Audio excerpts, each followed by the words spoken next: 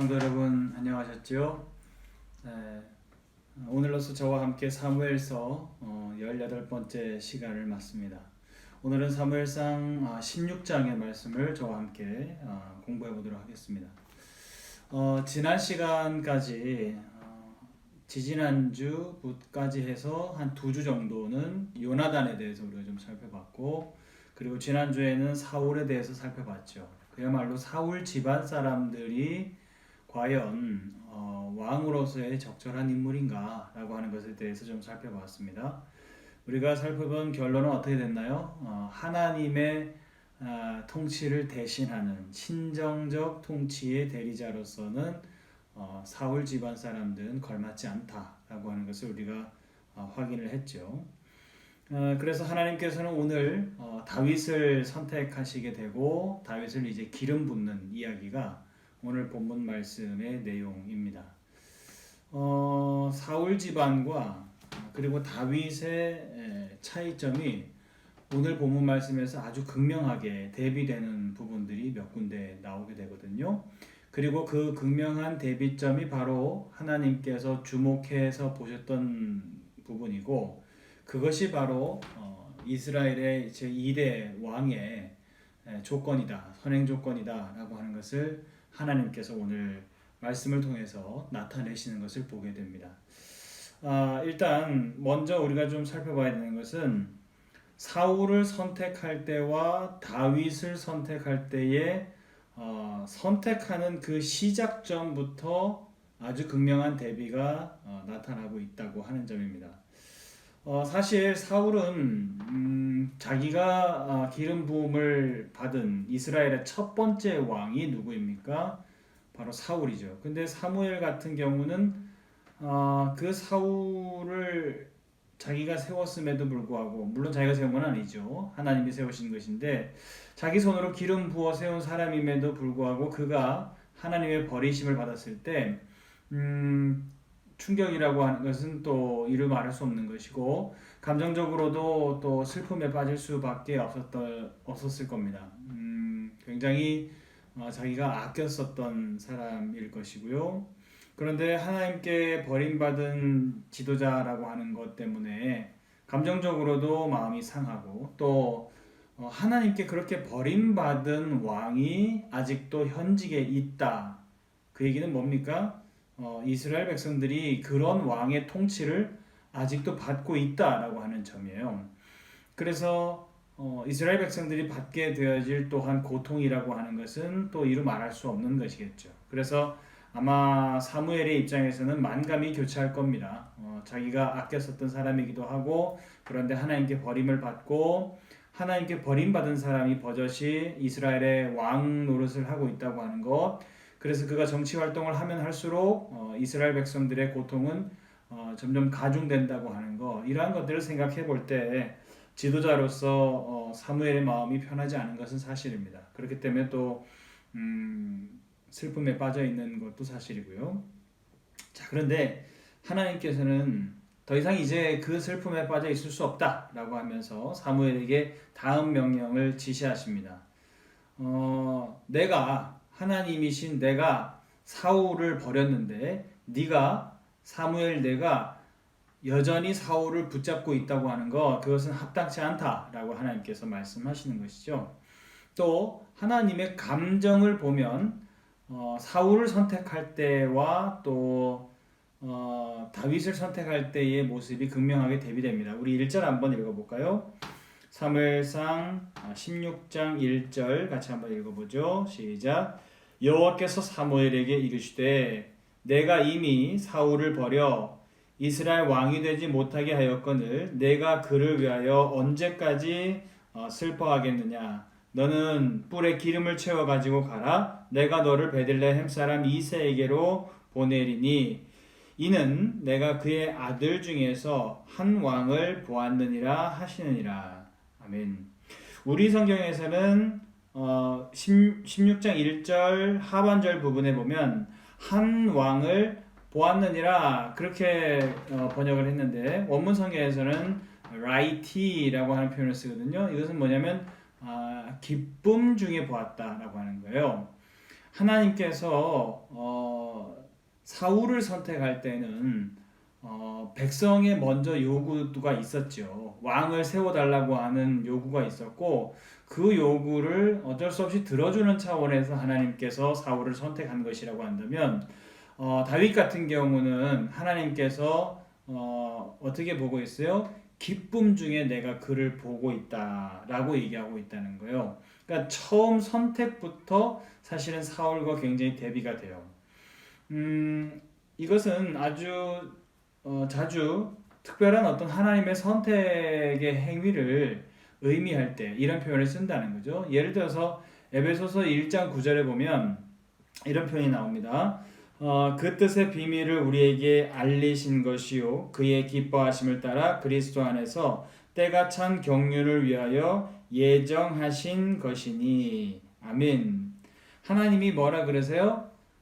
그의 기뻐하심을 따라서 그리스도 안에서 때가 찬 경륜을 위하여 미리 선택하신 것이니 라고 말하고 있다는 거예요. 그러니까 하나님께서 기쁨 중에 선택하신 일, 기쁨 중에 어떤 당신의 구원의 역사를 이뤄가시는 일, 그러한 것들을 표현할 때 이런 표현을 쓴다고 하는 거예요. 그렇게 바라본다면 다윗을 선택하는 이 시점도 하나님의 첫 단추부터 벌써 선택도 다르다라고 하는 것을 우리가 볼 수 있죠. 그렇기 때문에 하나님은 지금 이미 기대를 하고 계시고 하나님은 이제 사울에 대해서 이미 잊으셨고 어떤 미래를 바라보고 계시고 기쁨 중에 있으신데 하나님의 종이라고 하는 사무엘 네가 여전히 과거에 붙잡혀 있고 여전히 슬픔에 잠겨 있다라고 하는 것은 적절하지 않다라고 하나님께서 말씀하시는 것이죠. 자, 문제점이 하나 있습니다. 그것은 무엇이냐면 하나님께서 이제 다윗에게 이새의 집에 가면 내가 선택한 사람이 있을 텐데 그에게 기름을 부어라. 하나님께서 사무엘에게 말씀하시죠. 그래서 사무엘이 가긴 가는데 문제점이 한 가지 있습니다. 그것이 무엇이냐? 사울이 여전히 현직에 있는 왕이라고 하는 사실이에요. 그런데 기름을 붓는 행위는 무엇을 말하는 겁니까? 이 사람이 다음에 왕이 될 사람이다. 하나님의 인정하심을 받은 왕이 될 사람이다 라고 하는 것을 나타내는 사건이죠. 그런데 그렇다고 보면 지금 여전히 사무엘이라고 하는 사람은 그렇게 기름을 부어서 왕을 세울 수 있는 직무를 공식적으로 가진 사람이라고 하는 점을 사울 역시도 잘 알고 있다고 하는 거예요. 그러면 사울이 지난 시간까지 하나님 앞에 버림을 받고 난 다음에 어떤 행동을 했을까요? 아마 사무엘을 계속 그 행적을 추적했겠죠. 일거수일투족을 아마 감시했을 겁니다. 이 사람이 어디로 가나, 누구를 만나나, 또 거기에서 무슨 일을 하나라고 하는 것을 아마 예의주시하고 바라봤을 겁니다. 이 점을 사무엘도 잘 알겠죠. 그죠? 그러니까 지금 어쨌든 사울이 현직에 있는 왕인데 왕을 버젓이 세워두고는 다음 왕을 세우기 위해서 기름을 붓는다. 이것은 어떤 행동입니까? 일종의 반역 행동이나 마찬가지입니다. 그렇게 되어지면 사무엘도 위험해질 수밖에 없는 것이죠. 그런데 하나님께서는 그것을 아시고 계셨기 때문에 하나의 묘수를 말씀해 주시죠. 그것이 무엇이냐? 내가 명하여서 가는 이새의 집에 갈 때 제사를 청하러 왔다라고 고해라 라고 하나님께서 말씀하십니다. 어떤 분들은 그렇게 얘기해요. 그러면 목사님 하나님께서 사무엘에게 거짓말을 지금 하라고 가르치고 계신 겁니까? 라고 질문하기도 하더라고요. 근데 사실은 여러분 거짓말이라고 할 수 없죠. 왜냐하면 실제로 제사를 드리러 가는 거잖아요. 그죠? 그리고 암송아지 제물을 보면 드리라 가지고 가라 라고 말씀하신 것을 보면 아마 암송아지를 가지고 갔다는 것은 화목제를 지내러 갔을 거라고 추정이 돼요. 화목제라고 하는 게 뭡니까? 일종의 감사 제사입니다. 하나님 앞에 감사하는 예배이거든요. 그렇다고 본다면 이것은 아주 자연스러운 것이죠. 물론 다윗 집안의 이새의 집안의 아들들 중에 한 명에게 기름을 붓는다라고 하는 것은 비공식적이고 은밀하게 행동하는 것이지만 또 그것이 하나님의 측면에서 또 기름 부음을 받은 이새의 집안의 입장에서 바라보면 이건 하나님 앞에 무한한 감사를 드릴 일이고 영광 돌릴 일인 것이 사실이죠. 그렇기 때문에 제사를 지낸다라고 하는 것은 아주 자연스러운 행동이긴 하죠. 또 그렇게 해서 하나님께서 이제 이 묘수를 말씀하실 때 단순히 그렇게 해서 거짓말을 명하시는 것이냐, 실제로 화목제를 지내는 것이기 때문에 거짓말도 아니긴 하지만 또 어떤 의미가 또 있냐면 만약에 지금 이것이 공식적인 행동처럼 행하게 되어지면 사무엘도 위험해지고 또 이세의 집안 사람들도 위험해지고 더 나아가서 이세가 살고 있는 땅 베들레헴 지역 사람들도 위험하게 된다는 거예요. 반역죄라고 하는 것에 대해서 여러분 고대의 왕들이 어떻게 처리를 합니까? 아주 뭐 잔인하게 처리를 하죠. 뭐 삼족을 멸한다 뭐 이렇게 할 정도로 그렇게 아주 잔인하게 처리를 하는데 지금 하나님 앞에 버림을 받고 난 다음에 감정적으로 굉장히 좋지 않은 가운데 있는 사울이 또 나중에 우리가 보겠지만 하나님이 부르시는 악령이 그에게 임함으로 말미암아서 지금 뭐 온전한 정신 상태라고 볼 수 없는 사울인데 그런 사울이 만약에 이 베들레헴의 지역에 정치적인 탄압을 가한다라고 한다면 백성의 고통이라고 하는 것은 이루 말할 수 없죠. 그래서 하나님께서는 실제로 제사를 지내는 거기 때문에 제사를 지내러 청하러 왔다고 해라 라고 하면서도 하나님의 구원 사역을 이루어 가시려고 하시는 하나님의 하나의 묘수인 것이지 그것이 어떤 거짓을 조장하시는 그런 하나님의 모습은 아니다라고 볼 수 있을 겁니다. 실제로 여러분 보면 찾아왔을 때 이새가 굉장히 긴장하는 것을 볼 수 있죠. 또 4절 한번 볼까요? 16장 4절 같이 읽습니다. 시작. 사무엘이 여호와의 말씀대로 행하여 베들레헴의 이름에 성읍 장로들이 떨며 그를 영접하여 이르되 평강을 위하여 오시나이까 라고 말하고 있어요.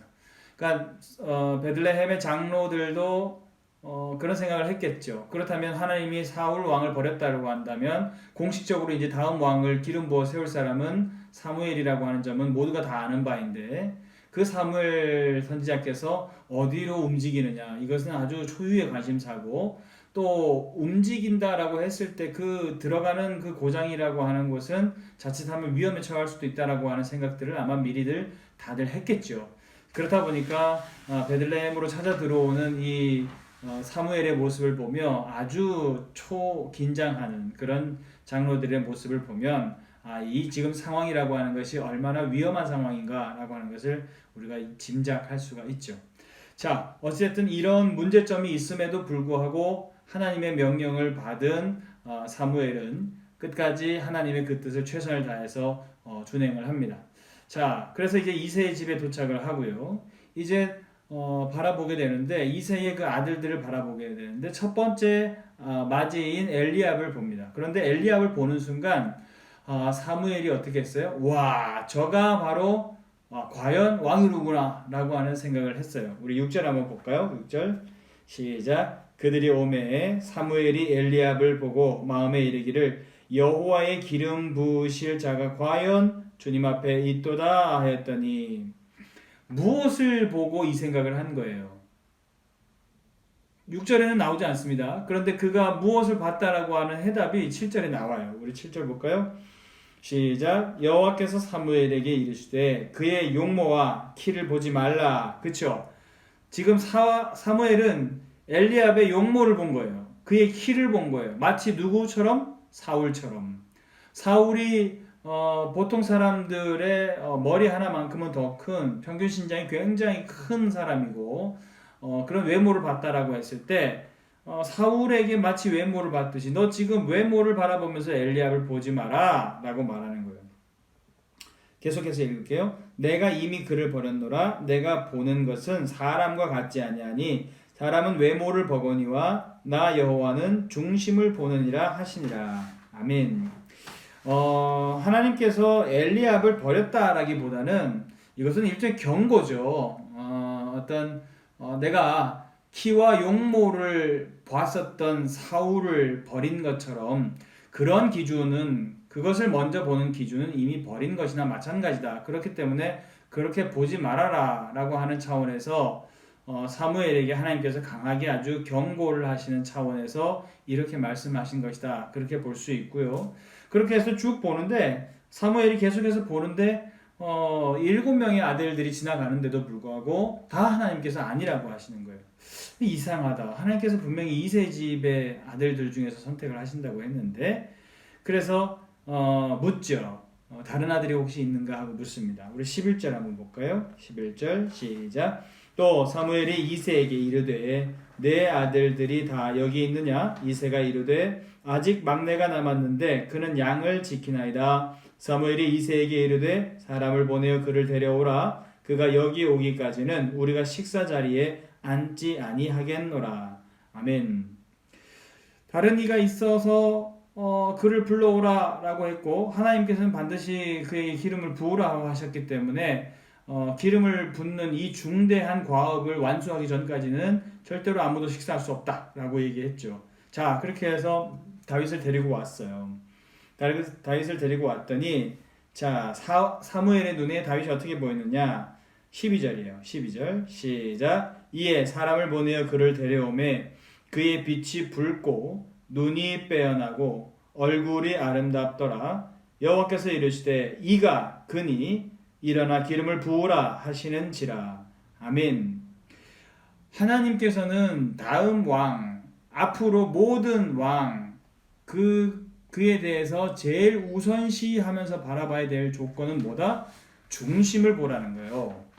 하나님께 그가 중심이 온전히 향해 있는가라고 하는 그의 내면적 통찰력을 먼저 바라보라는 거예요. 그런데 여러분 사무엘이 다윗의 중심을 어떻게 알겠어요? 그러니까 하나님께서 다윗의 중심을 보셨고 내가 중심을 먼저 봤을 때 그가 바로 진정한 왕이다 라고 하는 것을 하나님께서 말씀하시니까 사무엘이 하나님의 어떤 그런 선언을 들으시고 난 다음에 그제서야 다윗의 모습을 볼 때 어차피 겉사람밖에 볼 수가 없다는 거죠. 그런데 그 겉모습을 보니까 빛이 붉고 그리고 눈이 아주 빼어나고 그리고 얼굴이 아름답더라 라고 말하고 있어요. 이건 뭐냐면 목사님 그러면 용모 안 보신다 그래놓고 이거 12절에서 용모 결국에는 보시는 거 아니에요? 이렇게 말할 수 있는데 그것이 아니라 하나님께서 바라보시는 중요한 우선 기준은 뭐다? 중심을 보신다. 하나님을 온전히 향해 있는 그 중심, 신실한 믿음, 그것을 보신다는 거예요.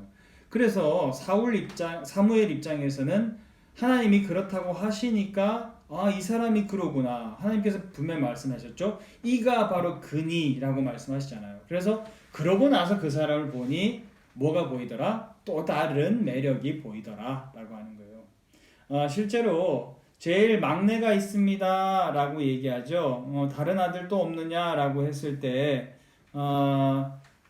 11절에 보면 이새가 이렇게 표현하잖아요. 아직 막내가 있습니다 라고 말하죠. 근데 이것은 히브리어 원어는 제일 말째다, 막내다 라고 하는 의미도 있겠지만 외모적으로 작다는 의미도 있어요. 제일 작은 아들이다 라고 하는 걸 수도 있거든요.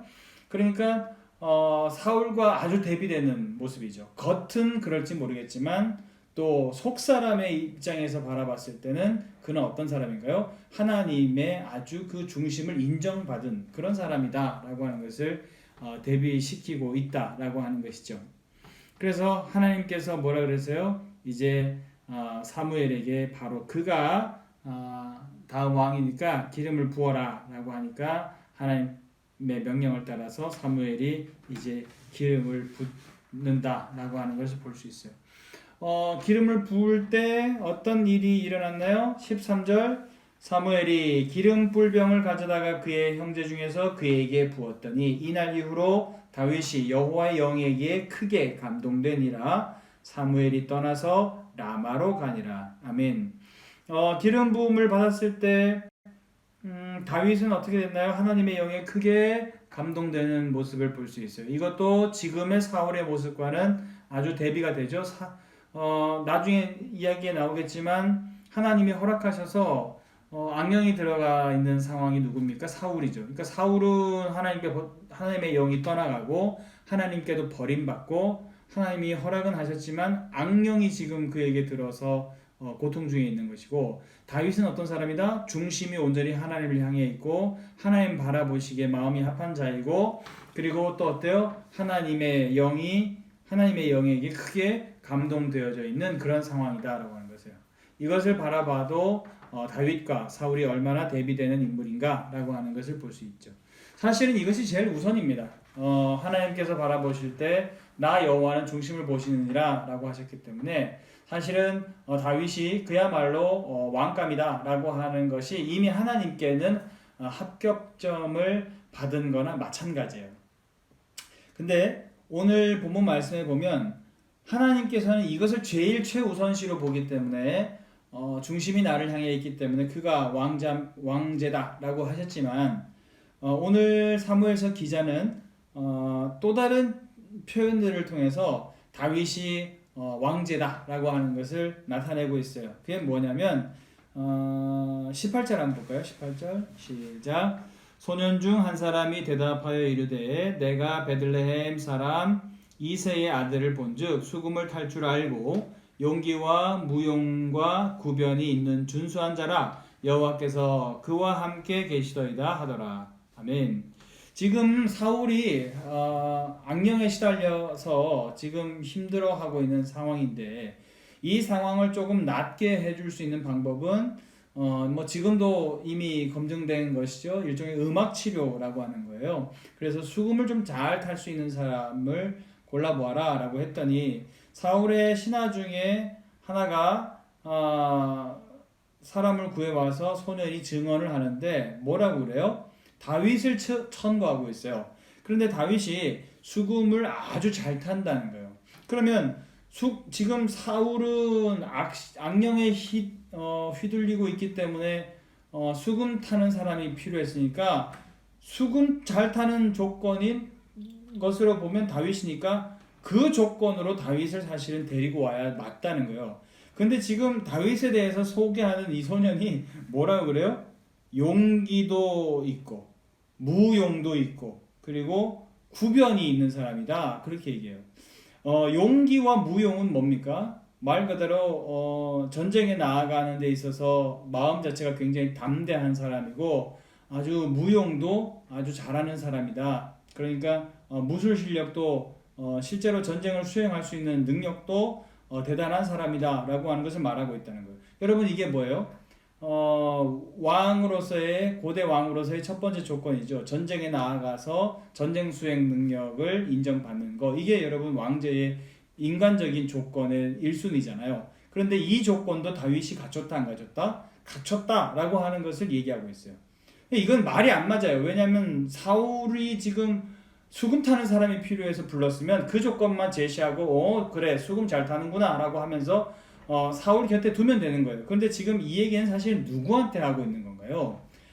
어떻게 보면 이 사무엘서 기자가 성경을 읽는 독자들에게 말하고 있는 것이죠. 다윗이 하나님께도 중심이 하나님을 향해 있어서 인정받은 왕이기도 하지만 인간적인 왕의 조건도 충분히 갖춘 사람이다 라고 하는 것을 이야기하고 있다는 거예요. 그러니까 용기와 무용, 이건 여러분 나중에 우리가 내일 다음 시간에 살펴볼 17장에 가서 이제 골리앗하고 일전을 치르게 되는데, 그의 뭐 용기와 이 무용은 뭐 우리가 다 알고 있죠. 너무나도 유명한 골리앗과의 일전이기 때문에 우리가 잘 알고 있어요. 그런데 구변, 말을 잘한다. 이것도 여러분 사실은 왕으로서의 중요한 덕목이거든요. 어디 가서 왕이 말을 더듬는다라든가 뭐 말을 잘 못한다. 이거는 굉장히 지혜롭지 못한 모습처럼 구약 성경은 그리고 있어요. 뭐 얼마 전에 나왔었던 킹스 스피치라고 하는 영화도 그렇지 않습니까? 영국의 국왕께서 스피치를 못한다, 연설을 못한다, 말을 못한다. 이거 뭐 굉장한 컴플렉스죠. 그것처럼 현대의 삶도 이러하건대 고대 사회에는 더더욱더 그랬겠죠. 그러니까 왕이 말을 못한다, 이거는 굉장한 사실은 결격사유라고 하는 거예요. 근데 다윗은 어떻다? 구변도 뛰어나다. 나중에 우리가 좀 살펴보면 다윗이 구변이 뛰어나다라고 하는 증거들을 몇 군데 이렇게 찾아볼 수 있어요. 여기만 한번 찾아볼까요? 우리 17장 한 장 넘겨서 사무엘상 17장 34절 34절에서 우리 36절까지 한번 볼게요. 시작. 다윗이 사울에게 말하되 주의 종이 아버지의 양을 지킬 때에 사자나 곰이 와서 양떼에서 새끼를 물어가면 내가 따라가서 그것을 치고 그 입에서 새끼를 건져내었고 그것이 일어나 나를 해하고자 하면 내가 그 수염을 잡고 그것을 쳐 죽였나이다. 주의 종이 사자와 곰도 쳤은즉 살아계시는 하나님의 군대를 모욕한 이 할례 받지 않은 블레셋 사람이리까 그가 그 짐승의 하나와 같이 되리이다.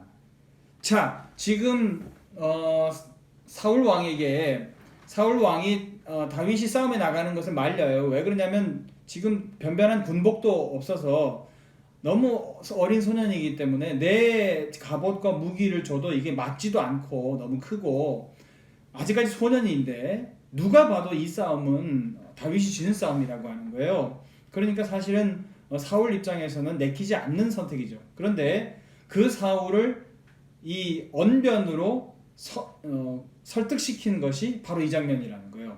그러니까 내가 보시기에는 체구도 작고 그리고 나이도 어리고 그렇기 때문에 저 사람은 백전의 용장이고 그러니까 그가 유리할 것 같지만 아닙니다. 저는 뭡니까? 맹수하고도 싸운 경험이 있는 사람입니다. 동물적인 어떤 움직임을 가진 맹수와 내가 싸워서도 어떤 이겼었던 경험이 있습니다라고 하는 것을 얘기한다라고 하는 거예요. 이것은 아주 굉장한 설득력이죠. 그러니까 왕께서는 지금 그의 체구와 무기를 보시는데 그걸 보시지 말고 내게는 또 다른 신무기가 있습니다라고 하는 것을 어떻게 보면 설득하고 있다는 거예요. 여기에서 이제 사울이 어떻게 하나요? 부담스럽긴 하지만 이 말에 설득당해서 다윗을 전쟁터로 내보내죠. 자, 이걸 봐도 다윗의 언변이 굉장하다라고 하는 것을 알 수 있고요. 또 한 군데 하나 찾아볼까요? 우리 사무엘상 24장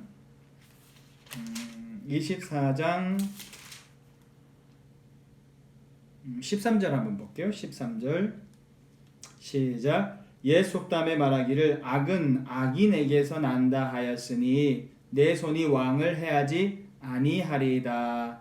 아멘. 이 장면은 우리가 알다시피 다윗이 나중에 이제 정치범으로 몰려서 이제 도망자 신세가 되었을 때 계속해서 사울이 추격 부대를 보내게 되죠.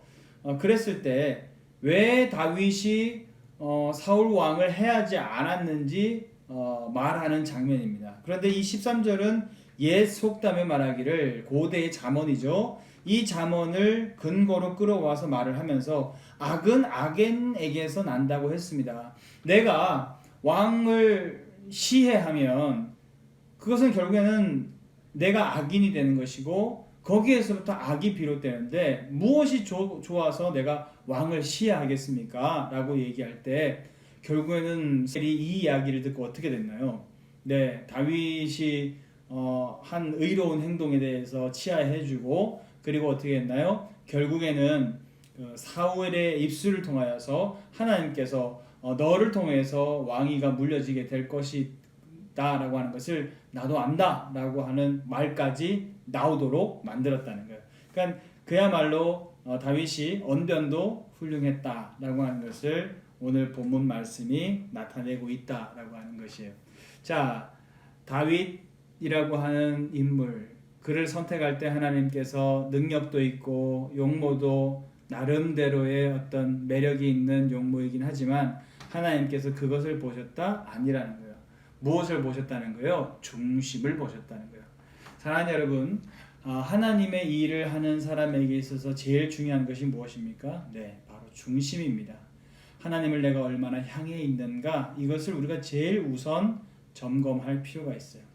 내가 지도자다, 내가 교회에서 여러 가지 일들을 맡고 있다라고 했을 때 우리가 늘 언제나 조심하고 우리가 언제나 늘 살펴야 하는 것, 그것은 바로 우리 안에 내면의 통찰력, 내게 과연 하나님을 향한 진정한 중심이 있는가, 그 중심을 가지고 내가 그 중심을 지키면서 온전히 가고 있는가, 이것을 우리가 좀 살펴볼 필요가 있다고 하는 것이죠. 여러분, 얼마나 다행입니까? 겉으로 보이는 조건, 뭐 잘생겨야 된다, 키가 커야 된다, 집안이 훌륭해야 된다, 뭐 능력이 출중해야 된다, 이것을 하나님께서 먼저 보시는 것이 아니라 하나님이 나의 중심을 먼저 보신다. 여러분 이것이 얼마나 큰 은혜입니까? 그렇죠? 그래서 우리 대림제교회 모든 성도님들은 하나님이 나를 중심을 보신다라고 하는 것을 다시 한번 오늘 말씀을 통해서 기억하면서 하나님 저도 다윗처럼 언제나 하나님을 향해 있는 그런 나의 심령이 되겠습니다 라고 하는 기도의 제목을 가지고 함께 나아갈 수 있는 우리 모든 성도님들 될 수 있기를 주님의 이름으로 축원합니다. 다음 시간에 또 뵙겠습니다.